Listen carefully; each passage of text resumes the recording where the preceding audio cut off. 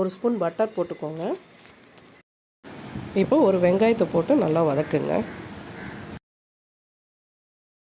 வெங்காயம் வதங்கிடுச்சு. இப்போது கேரட், பீன்ஸ், கோஸ் போட்டு நல்லா வதக்குங்க.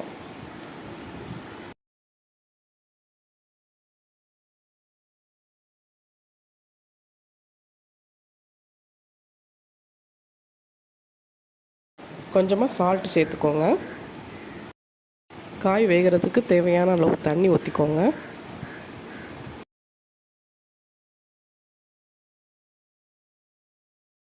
10 நிமிஷம் மூடி வச்சுருங்க. காய் நல்லா வெந்துடுச்சுங்க. 3 ஸ்பூன் கார்ன்ஃப்ளவர் மாவை தண்ணியில் கரைச்சி இதில் சேர்த்துருங்க. அப்போ தான் நல்லா திக்னஸ் கொடுக்கும்.